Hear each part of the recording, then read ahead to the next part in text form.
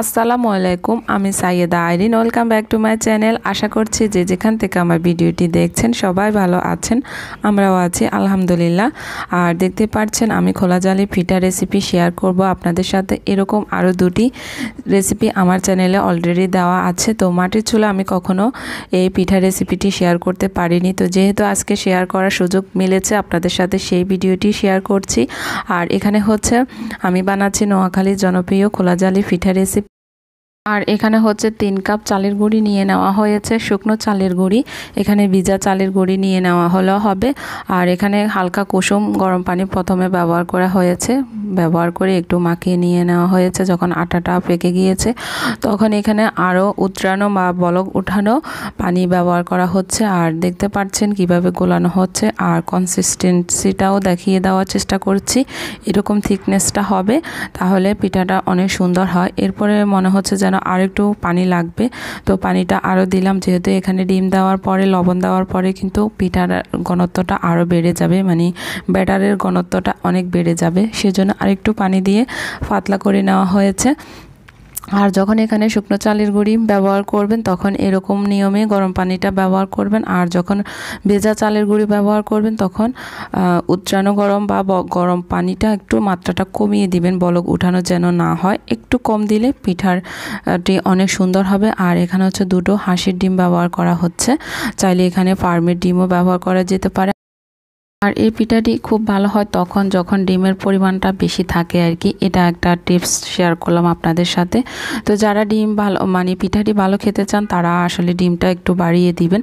আর এই খুব ভালো করে মেশাতে হবে। তো আজকে মাটির চুলা আপনাদের সাথে শেয়ার করব। এটা আমি যখন আমার গ্রামের বাড়িতে আমার আফুর শ্বশুর বাড়ি গিয়েছিলাম তখন এই পিঠাগুলো খেয়েছিলাম খুব মজা করে। তখন আপনাদের জন্য এই ভিডিওটি আমি একটু একটু করে নিয়েছিলাম।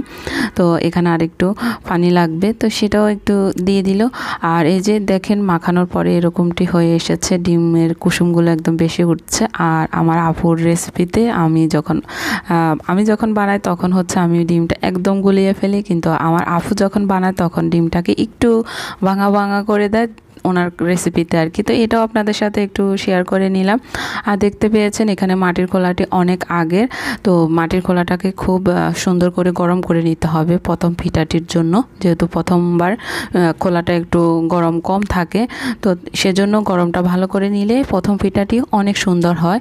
তো এটাও একটু শেয়ার করে নিয়ে যে কোনো সময় আপনারা এই পিঠাটি বানাবেন তখন প্রথম পিঠাটা বা দ্বিতীয় পিঠাটি একটু কম সুন্দর হতে পারে, কিন্তু তৃতীয় নম্বর পিঠাটাকে আমি গ্যারান্টি দিচ্ছি এই রেসিপিতে যদি আপনারা বানান তাহলে কিন্তু পিঠাটা অনেক সুন্দর হবে, পারফেক্ট হবে, যেটা আপনারা একবার খেয়ে বলতে পারবেন না, বারবার খেতে মন চাইবে। আর দেখতে পাচ্ছেন একদম কি বলবো আমি আসলে এখানে যে লার্কির চুলায় আগুনগুলো অনেক বেশি, এই তো পিঠাগুলো অনেক সুন্দর হয়। আর মাটির চুলায় যেহেতু লাড়কির আগুনটা এরকম থাকলে পিঠাটিও আরও অনেক বেশি ভালো হতো। একে একে আমার আপু সবগুলো পিঠা বানিয়ে নিচ্ছে। এটা আপনারা নারকেল দিয়ে গুড় দিয়ে খেতে পারেন, তারপরে যে খেজুরের রসের যে গাঢ় রাবটা পাওয়া যায় রসটা, সেটা দিয়ে খেতে পারেন নারকেল দিয়ে।